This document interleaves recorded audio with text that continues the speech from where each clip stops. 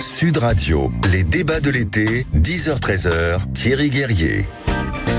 À 10h30, vous le savez, nous retrouverons nos 4 débatteurs. Et puis à midi, les JO dans tous leurs états avec Joseph Ruiz. Mais d'abord, le second sujet d'actualité, le deuxième débat de l'été, avec cette question qui est posée carrément par Bercy, le ministère des Finances, mais aussi par la DGSI, le ministère de l'Intérieur. Y a-t-il une association de loi 1901 française qui finance donc depuis le territoire français le Hamas et ses actions terroristes? Bonjour Claude Moniquet. Vous m'entendez ? Bonjour. Claude Moniquet, vous êtes président du Centre européen pour le renseignement stratégique et la sécurité. Vous êtes un ancien agent de la DGSE, c'est-à-dire le contre-espionnage français. Et alors, les faits, c'est que depuis quelques jours, depuis le 5 juin exactement, et puis on a eu des éléments nouveaux hier, eh bien, l'association humanitaire a vu ses comptes gelés pour 6 mois, 36 millions d'euros saisis, des perquisitions, et tout ça en urgence. Bercy, je vous disais, la DGSE, l'Office de répression de la grande délinquance, mobilisé parce que on soupçonne cette association humanitaire, qui est en fait le faux-nez d'autres associations qui existaient déjà avant. Elle est suivie depuis des années. On la soupçonne de financer le Hamas. C'est quand même... comment est-ce que c'est possible ? Expliquez-nous cette situation, Claude Moniquet. Oui, alors effectivement, c'est une affaire qui a rebondi il y a quelques jours.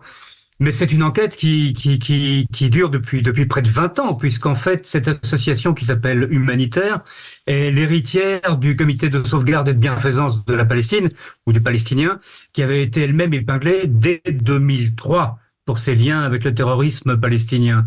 Donc c'est une organisation qui est basée en France, qui a pour activité principale de collecter de l'argent au profit du Hamas. En tout cas, c'est ce que pense le contre-espionnage et Bercy. Et on ne sait pas très bien à quoi sert cet argent, parce qu'eux disent « Nous sommes une organisation humanitaire, une ONG, nous aidons les pauvres Palestiniens, les enfants, les femmes, les malades, etc. » Ce qui est possible.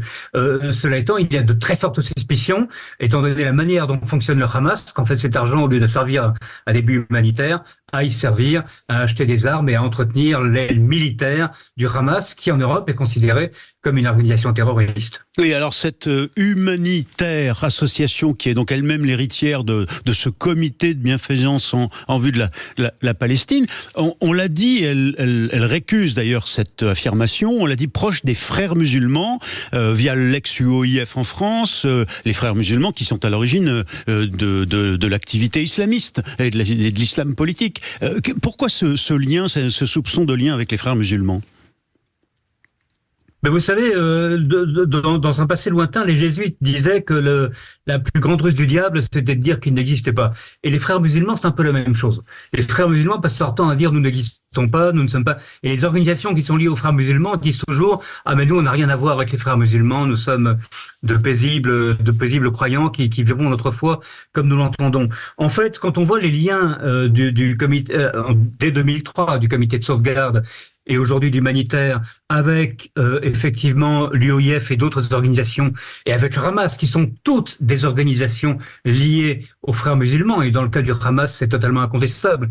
Le Hamas est une émanation pure et simple des frères musulmans égyptiens. Il est évident qu'il y a un lien, il est évident qu'on est en face d'une organisation politique, alors évidemment, on peut répondre que les frères musulmans ne sont pas, eux, une organisation terroriste, ce qui est en partie vrai, mais c'est beaucoup plus compliqué, mais ouais. On va peut-être pas entrer dans les détails. Et n'est pas considéré comme, et n'est pas interdit en Europe. Mais le Hamas, je le répète, lui, il l'est, et donc un lien de financement avec le Hamas devrait suffire normalement à dissoudre cette association et à confisquer ses avoirs. Alors évidemment, j'ai oublié de le rappeler, mais on a tous présent à l'esprit que les choses se sont accélérées là factuellement avec les décisions d'enquête et de perquisition depuis évidemment novembre 2023, c'est-à-dire quelques jours après l'attaque du 7 octobre 2023 par le Hamas en Israël. Mais pardon, là je fais l'objection parce que il faut bien la faire. qu'une association, loi 1901, cherche à aider les populations civiles palestiniennes en soi, c'est compréhensible. Donc, qu'est-ce qui fait qu'on pense que cet argent ne va pas, conformément à ce que dit l'association humanitaire, aider les médecins, par exemple, et l'humanitaire au sens large du terme, mais va financer l'activité terroriste, c'est-à-dire les tunnels, les roquettes, l'armement du Hamas en Palestine, à Gaza. Mais vous avez tout à fait raison. Il est tout à fait légitime, effectivement, de travailler pour la sauvegarde de la population palestinienne et d'aider les malades, les blessés, etc., d'aider les enfants. Mais il existe en Palestine une organisation qui s'appelle le Croissant Rouge palestinien, qui est l'équivalent de la Croix-Rouge en France, et qui est une organisation qui centralise les aides internationales et l'aide humanitaire. Donc, si l'argent de humanitaire allait vers le Croissant Rouge palestinien, je pense que personne n'aurait rien à redire, parce que là, on est en face effectivement d'une organisation qui est vraiment humanitaire.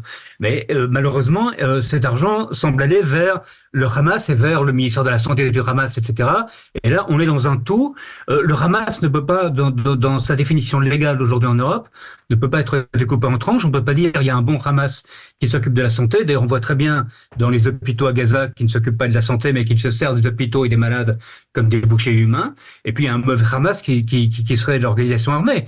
Ouais. Le Hamas, dans sa totalité, est considéré comme une organisation terroriste, et donc si on l'aide, on tombe sous le coup de la loi. Dernière question, Claude Moniquet, ancien agent de la DGSE, cette association humanitaire, qu'est-ce que cherche à prouver avec les enquêtes qu'il mène en ce moment, les policiers de la DGSI, à son propos? Mais il y a deux choses. D'abord, je le répète, il y a le respect de la loi. Organisation interdite, Hamas, donc l'aider est en soi déjà un élément de complicité avec le terrorisme. C'est ça. En soi est déjà délictueux.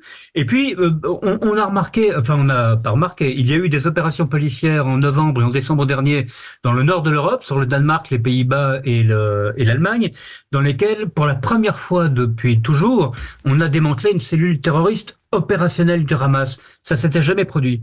Donc je pense qu'une des craintes qui est née après le 7 octobre, après le terrible pogrom du 7 octobre en Israël, c'est de voir effectivement des gens qui agissent sous couvert d'actions humanitaires, peut-être financer des actions terroristes, certainement en Israël, mais peut-être aussi en Europe, peut-être aussi en France. Oui, donc c'est là qu'il y a une inquiétude. C'est une anticipation au fond et une volonté de maintenir le bouclier de protection des populations en France, ici dans l'Hexagone. Merci Claude Moniquet, vous êtes, je le rappelle, président du Centre européen pour le renseignement stratégique et la sécurité. Vous êtes un ancien agent du contre-espionnage français de la DGSE. Vous avez publié, à propos du 7 octobre 2023, comprendre le 7 octobre 2023 avec Genovefa Etienne, Claude Moniquet, donc aux éditions du Félin. Merci à vous et on se retrouve dans quelques instants pour la deuxième partie de ce 10-13 des grands débats de l'été avec nos 4 débatteurs. A tout de suite, vous restez avec nous sur Sud Radio. Sud Radio, votre attention est notre plus belle récompense. Permettez-moi de vous féliciter pour vos émissions. Je me délecte, je vous redécouvre et j'apprécie beaucoup. Sud Radio, parlons vrai.